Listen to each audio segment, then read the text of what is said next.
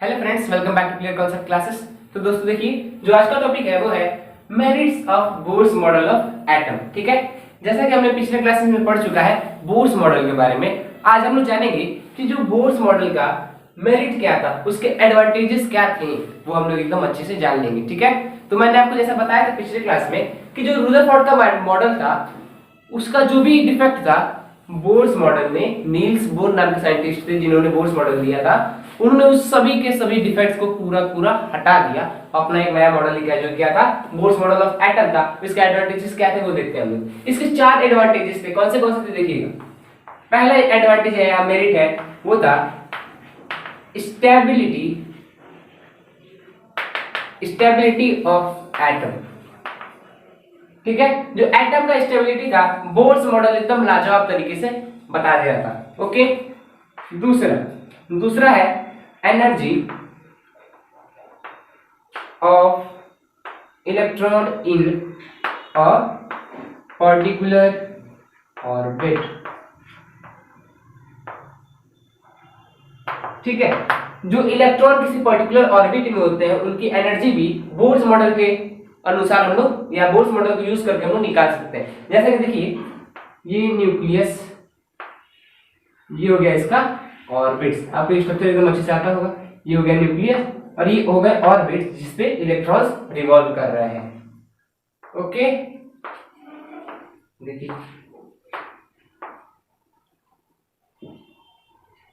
ठीक है, nucleus electrons इस ऑर्बिट पे रिवॉल्व कर रहे हैं। मान लीजिए कि इलेक्ट्रॉन है इस ऑर्बिट में, तो जो इलेक्ट्रॉन जिस पर्टिकुलर ऑर्बिट में रहेगा ना उसकी एनर्जी भी उसी के हिसाब से होगी। मान लीजिए कि इलेक्ट्रॉन नंबर 1 है, ये इलेक्ट्रॉन नंबर 2 है, मान लीजिए ये इलेक्ट्रॉन नंबर 1 है और इलेक्ट्रॉन नंबर 2 है, मान लीजिए। ठीक है, तो जो इलेक्ट्रॉन नंबर 2 की जो एनर्जी होगी वो 1 वाले से ज्यादा होगी। ठीक है, इसके बारे में हम लोग चर्चा करेंगे। ओके, तो energy of electron in particular orbit भी बोर्स मॉडल एकदम अच्छे से एक्सप्लेन कर दे रहा था।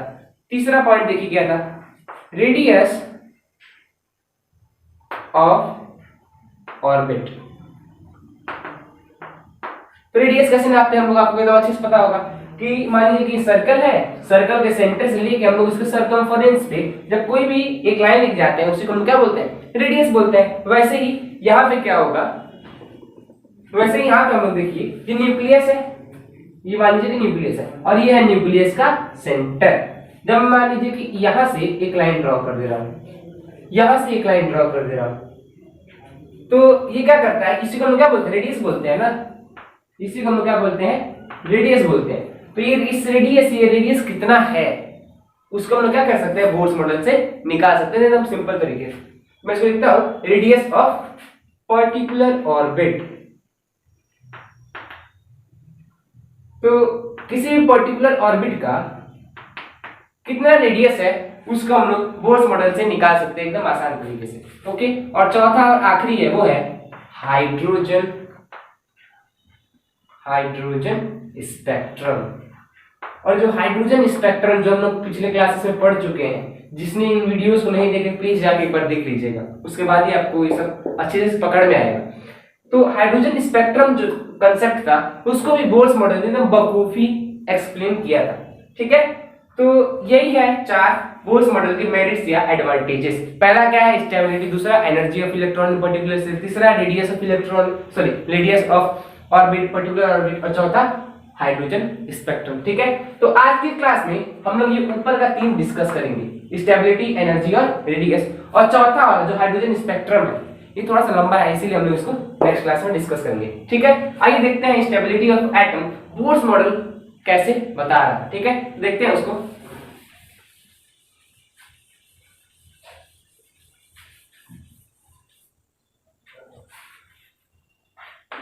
तो स्टेबिलिटी ऑफ एटम देखिए कैसे बता देगा, वो मैंने डायग्राम मिटा दिया, वापस बनाते हैं।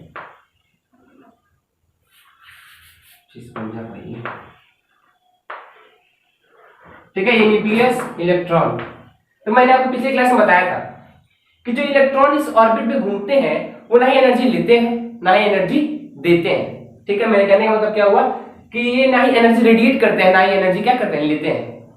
तो ये ना ही एनर्जी लूज करेंगे ना ही एनर्जी गेन करेंगे, तो एकदम स्टेबल कंडीशन में रहेंगे। एकदम स्टेबल कंडीशन में रहेंगे तो न्यूक्लियस का अराउंड एकदम आसानी से घूम सकते हैं। यही एटम की स्टेबिलिटी बताता है। हम लोग पता है कि जो न्यूक्लियस है वो होता है पॉजिटिवली चार्ज, इलेक्ट्रॉन है वो होता है निगेटिवली चार्ज। ठीक है, तो जैसा कि रुदरफोर्ड मॉडल बता रहा था क्या, जब इलेक्ट्रॉन न्यूक्लियस के अराउंड घूमता है तो वो एनर्जी लूज करता है। वो क्या करता है, एनर्जी लूज करता है। मैक्सवेल इलेक्ट्रोमैग्नेटिक थ्योरी मैंने बताया था आपको उस समय। वो क्या करता है, जब रुदरफोर्ड मॉडल के अनुसार इलेक्ट्रॉन जब भी न्यूक्लियस के अराउंड घूमता है एनर्जी क्या करता है, रेडिएट करता है। जब वो एनर्जी रेडिएट करना शुरू कर देगा तो उसकी जो ऑर्बिट है वो छोटी होती जाएगी और एक समय आएगा कि वो न्यूक्लियस में आके बम्बार्ड हो जाएगा, पर ऐसा नहीं होता है। इसीलिए बोर्स मॉडल ने अपना एक नया मॉडल, जो नील्स बोर नाम के साइंटिस्ट थे, उन्होंने अपना मॉडल बताया बोर्स मॉडल, जिसके अनुसार क्या हो रहा था, न्यूक्लियस एक फिक्स्ड ऑर्बिट में घूमता है, एक फिक्स्ड एनर्जी लेवल में घूमता है और उस एनर्जी लेवल की जो एनर्जी होती है, उस ऑर्बिट की जो एनर्जी होती है वो एकदम कांस्टेंट होती है और जो इलेक्ट्रॉन उसमें घूमता है उसकी भी एनर्जी हमेशा कांस्टेंट रहती है, ना ही वो घटती है ना ही बढ़ती है। और जब ये कंसेप्ट बोर्स मॉडल ने बताया तो एटम की स्टेबिलिटी एकदम आसानी से एक्सप्लेन हो जा रही थी। मुझे लग रहा है आपको stability of atom Bohr's model के अनुसार कैसा था वो समझ में आ गया होगा। ठीक है, तो ठीक है, तो दूसरा हम लोग मूव करते हैं, वो है दूसरा मेरिट क्या था, सोचिए याद कीजिए, दूसरा मेरिट क्या था, वो था हम लोग का energy of electron in a particular orbit.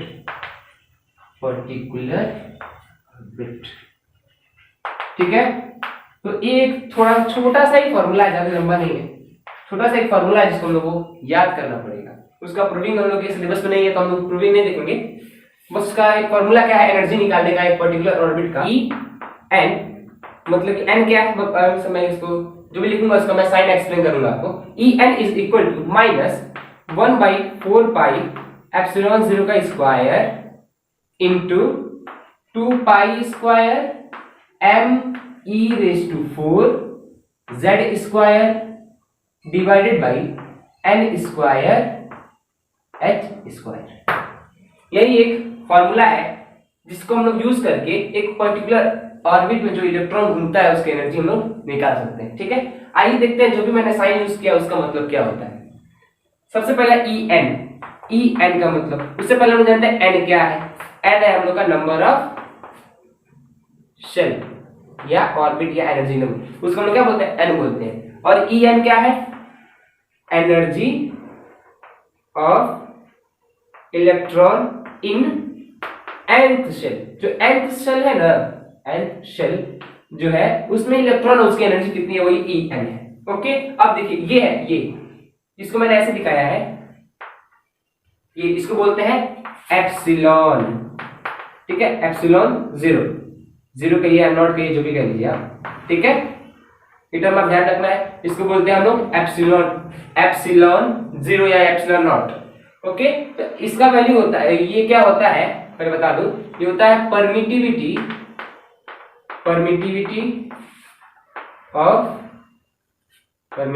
Of free space. Okay, और ये देखिए, और उसके बाद क्या है, पाई का मतलब पता ही है, मास क्या है, m का मतलब मास ऑफ इलेक्ट्रॉन, E का मतलब होता है charge on electron. Okay, E का मतलब चार्ज ऑन इलेक्ट्रॉन, N का मतलब बता ही दिया। Z क्या होता है, Z जानने वाली चीज है, सिंपल होता है, एटॉमिक नंबर।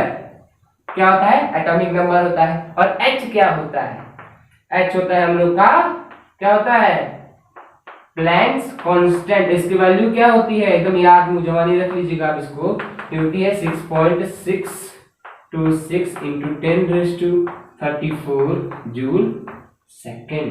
ओके, ये होती है प्लैंक्स कांस्टेंट की वैल्यू। तो मैंने लगभग सब चीज बता दिया आपको, इसको एप्सिलॉन 0 बोलते हैं, इसी होता है परमिटिविटी ऑफ फ्री। इसकी वैल्यू देख लीजिए क्या होती है, 8.85 into 10⁻⁻12। ओके, और ये 1/4 पाई एप्सिलॉन 0 इसकी वैल्यू भी होती है। देखिए 1/4 पाई एप्सिलॉन 0 है, यहाँ पे स्क्वायर लिया है, मैं सिंगल का वैल्यू बता रहा हूँ, 1/4 पाई एप्सिलॉन 0 का वैल्यू बता रहा हूँ। इसका वैल्यू होता है 9 into 10⁻9 न्यूटन मीटर स्क्वायर पर कूलम स्क्वायर। ओके, इसकी यूनिट ये होती है, इसका वैल्यू होता है 9 न्यूटन/9 न्यूटन मीटर स्क्वायर पर कूलम स्क्वायर। ये सी क्या है, चार्ज नहीं है, कूलम नहीं है, सॉरी कूलम है, ये कूलम स्क्वायर। ओके, वैसे हम लोग इसका वैल्यू निकाल सकते हैं जो एप्सिलॉन नॉट है। मान लीजिए कि मैं अगर इधर ट्रांसफर कर दूं तो मुझको एप्सिलॉन नॉट का वैल्यू क्या मिला है, 8.85 × 10⁻12 मिला है। अब इसका यूनिट क्या हो जाएगा, इसका यूनिट हो जाएगा क्या, लिखते हैं यहाँ पर अच्छे से,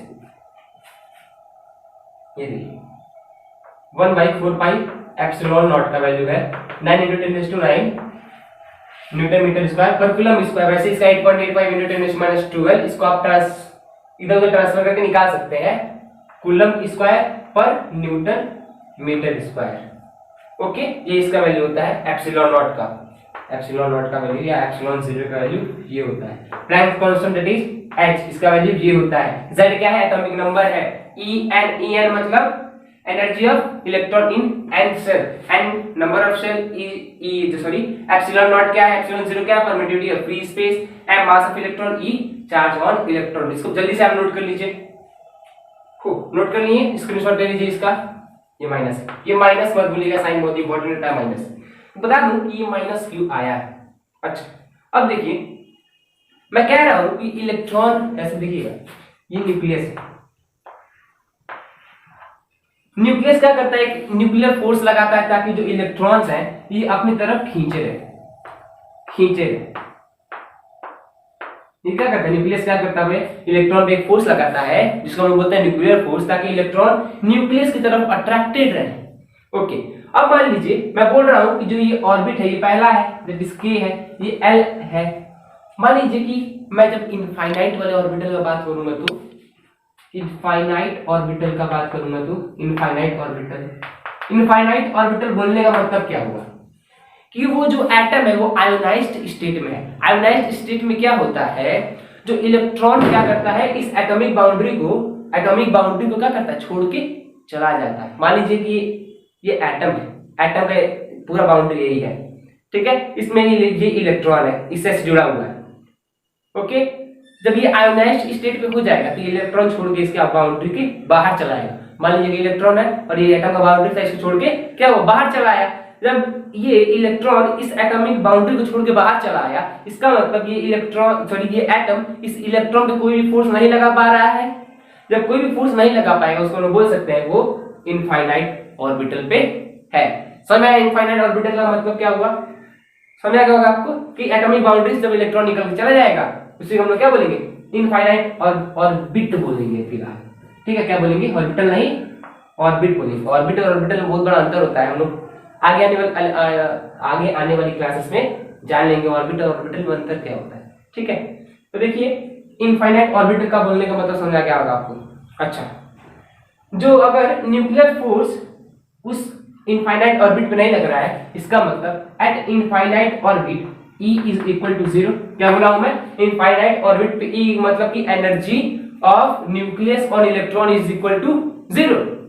जब 0 हो जा रहा है तो देखिए क्या होगा, जब ये 0 हो जा रहा है तो इसका मतलब न्यूक्लियस इलेक्ट्रॉन पे कोई फोर्स नहीं लगा पा रहा है। ओके, अब क्या कर रहे हैं, ये इलेक्ट्रॉन ये एटम की बाउंड्री, अब मैं इसके ऊपर फोर्स लगा रहा हूं, तुम जाओ वापस। जब ये वापस एटम के अंदर जाएगा तो क्या होगा, वहां पे न्यूक्लियस को एक फोर्स लगाना पड़ेगा ताकि वो इलेक्ट्रॉन को खींच सके अपने पास, ठीक है। ये क्या करेगा, मान लीजिए इलेक्ट्रॉन बाहर से आ रहा है, ये इलेक्ट्रॉन है बाहर से आ रहा है, तो अगर इसको अंदर आना है तो न्यूक्लियस को क्या करना पड़ेगा, एक फोर्स लगाना पड़ेगा ना, एक फोर्स लगाना पड़ेगा ताकि वो इलेक्ट्रॉन को अपने अंदर खींच सके। जब वो फोर्स लगाता है तो इसकी एनर्जी क्या होगी, रिलीज होगी। जब वो न्यूक्लियस फोर्स लगाता है तो एनर्जी रिलीज होगी, एकदम जाहिर सी बात है। जब एनर्जी रिलीज होगी तो क्या होगा, वैल्यू आएगा माइनस में, ठीक है। यही माइनस वाला वैल्यू हम लोग यहाँ पे दिखाते हैं। पूरा कंसेप्ट समझ आया कि माइनस वाला चार्ज आया है, सॉरी जो माइनस साइन क्यों आया है। ओके, समझ आ रहा होगा आपको। अब मैं वापस आपको बता देता हूँ, जब इलेक्ट्रॉन एटम बाउंड्री को छोड़ के चला जाता है उसको हम लोग क्या बोलते हैं, इनफाइनाइट ऑर्बिट का नाम दे सकते हैं। जब इनफाइनाइट ऑर्बिट से जब इलेक्ट्रॉन को हम लोग वापस एटॉमिक बाउंड्री के अंदर लाना रहता है तो न्यूक्लियस क्या करता है, एक फोर्स लगाता है। जब फोर्स लगाए तो वहां पे एनर्जी की रिलीज होगी। जब एनर्जी रिलीज होता है तो एनर्जी कम होता है, इसलिए हम लोग माइनस साइन दिखाए हैं और वो माइनस साइन यहाँ पे यही दर्शाता है। समझ में आ गया।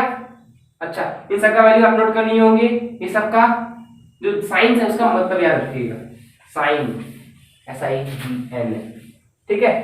अब देखिए, जब सबका वैल्यू रख के, सब कांस्टेंट है, पाई 3.14, इसका वैल्यू क्या होगा 9 × 10⁹ का होल स्क्वायर, n का वैल्यू मान लीजिए जब कुछ भी हो, h का, m का, e का, जब सबका वैल्यू रख के एक वैल्यू निकाला गया, वो कितना आया देखिएगा, EN is equal to minus 2.174 into 10⁻⁻8 divided by n square joule में, और इसको हम लिख सकते हैं जूल पर एटम इसका यूनिट। ये इसका वैल्यू आया था 2.174 into 10⁻⁸ divided by n square joule atom, joule पर एटम, ओके। और इसको हम ऐसे भी लिख सकते हैं EN is equal to minus 1312 divided by n square, और सॉरी ये चीज मिस हो गया, z स्क्वायर मल्टीप्लाई में रहेगा, ओके। इसका आया था किलो जूल पर मोल। ये होती है इसकी वैल्यू। एकदम आप इस फार्मूला को, इन तीनों को एकदम मुंजवानी आपको याद करना पड़ेगा, क्योंकि अगर न्यूमेरिकल क्वेश्चन पूछ रहा है तो इट विल बी इंपॉर्टेंट, ठीक है। तो सिंपल न्यूमेरिकल ज्यादा हार्ड नहीं पूछता है, बस हम लोग को मान लीजिए कि जैसे अगर हाइड्रोजन एटम के लिए है, मान लीजिए अगर बोल रहा है कि हाइड्रोजन एटम के लिए बताइए कितना एनर्जी होगा, तो बस तो कुछ नहीं हम लोग करेंगे, बोलेगा कि मान लीजिए कि हाइड्रोजन एटम मैं बता दे रहा हूँ,